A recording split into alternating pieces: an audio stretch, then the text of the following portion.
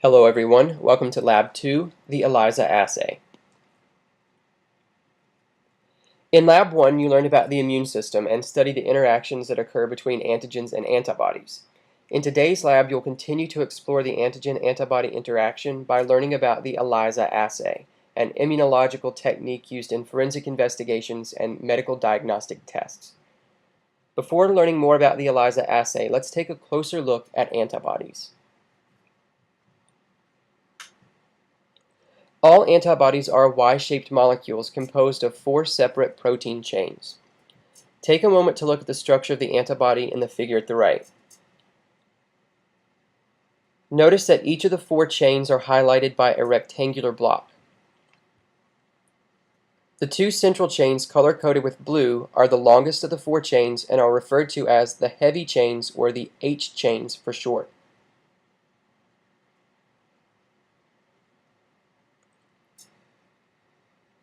Each of the heavy chains is composed of approximately 400 amino acids, and the amino acid sequence is identical in the 2 heavy chains. The 2 smaller chains color-coded with purple are called the light chains. The light chains are approximately half the length of the heavy chains, and like the heavy chains, the 2 light chains are identical to each other.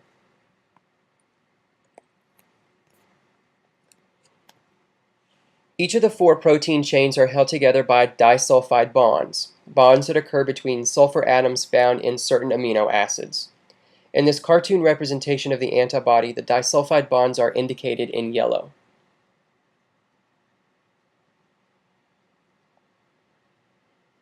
When the 4 protein chains come together via these disulfide bonds, a structure known as the antibody monomer is formed.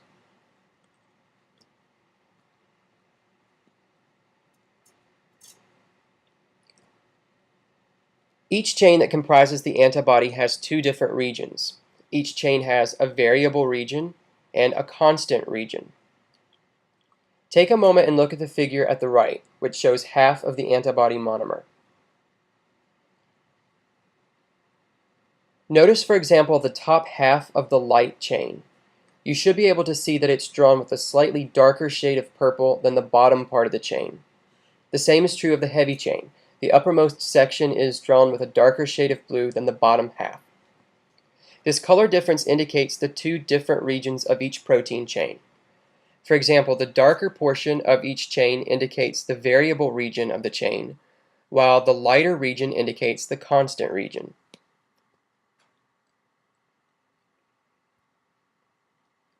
The variable regions of each chain are particularly important because together they form the antigen binding site, the portion of the antibody responsible for recognizing and binding to specific antigens such as bacteria and viruses that enter the body.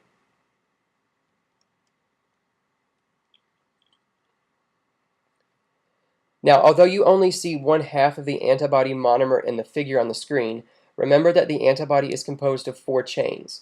Consequently, each antibody has 2 antigen binding sites. In other words, each antibody can simultaneously bind to 2 antigenic particles.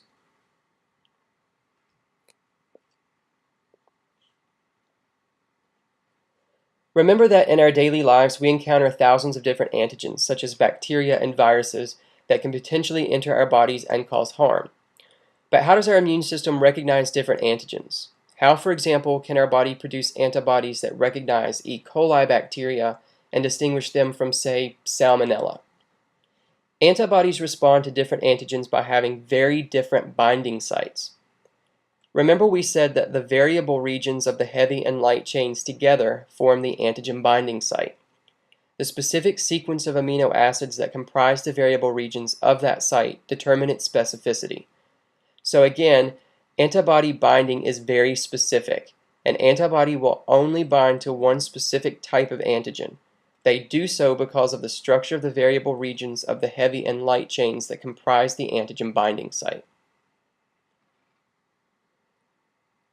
Although it may seem that the specific binding nature of antibodies limits the number of pathogens the immune system can fight, it's important to remember that the body produces millions of different antibodies capable of fighting each of the pathogens we encounter.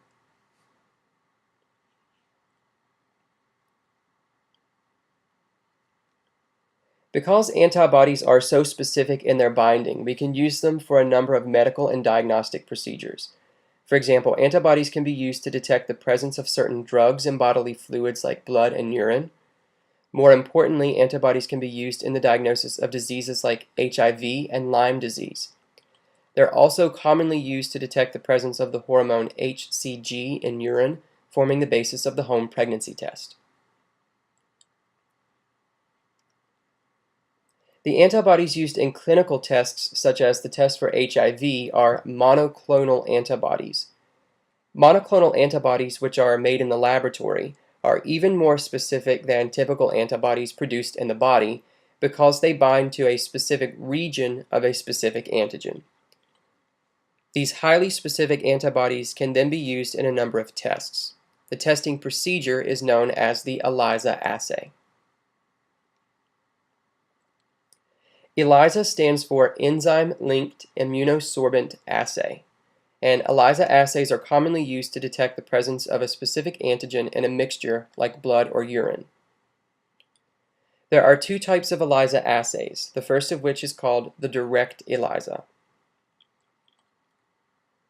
In this process, an antibody labeled with a fluorescent tag is allowed to react directly with a specific antigen.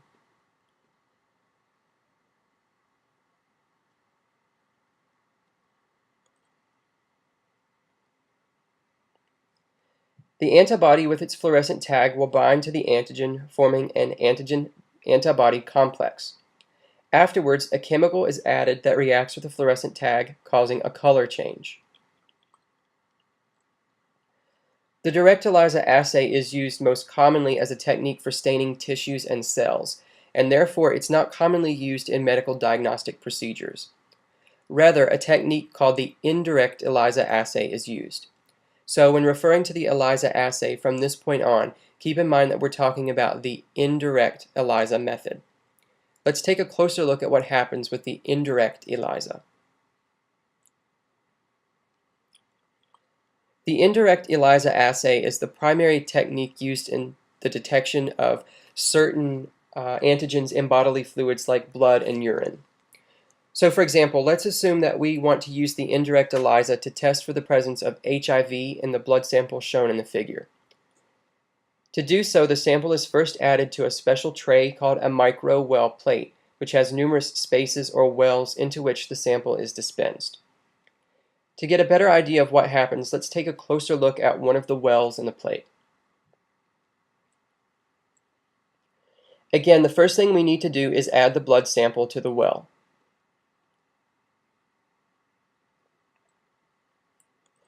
The micro-well is coated with a specific substance that will bind to the HIV antigen. So if the antigen is present, it will stick to the walls of the well.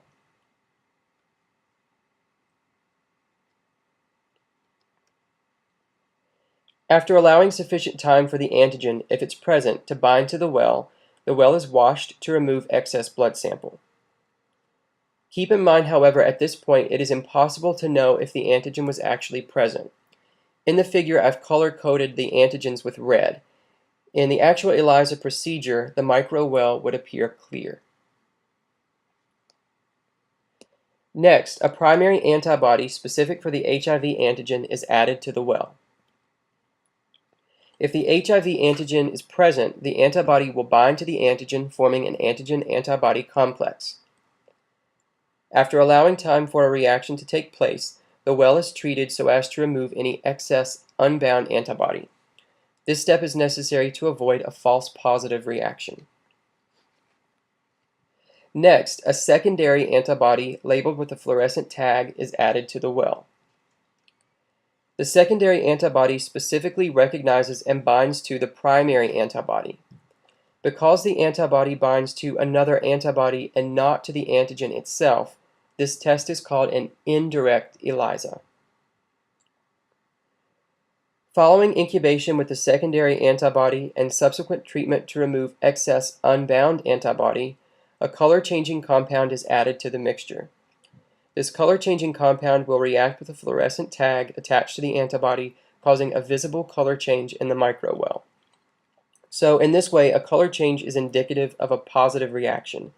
In other words, if the well changes colors, This indicates that the HIV antigen was, in fact, present in the blood sample. To recap, the indirect ELISA is essentially a two-step process. The antigen of interest, if present, is incubated with a primary antibody. Then it's incubated with a secondary antibody labeled with a fluorescent tag.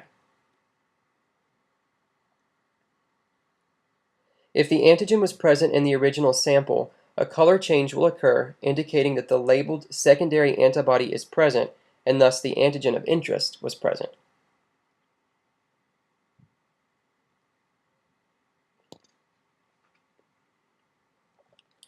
The microwell plate pictured at the bottom of the screen shows the results of a typical indirect ELISA assay.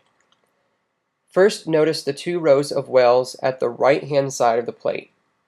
With each ELISA that's performed in the lab, a set of standard controls are used to compare the results of the actual sample.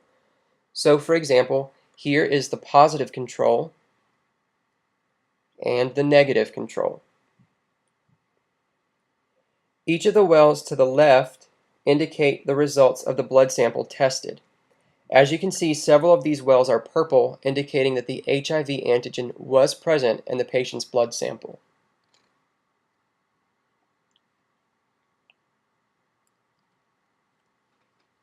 Now that you're familiar with the ELISA assay, follow the directions outlined in your lab handout for completing the simulated ELISA test online.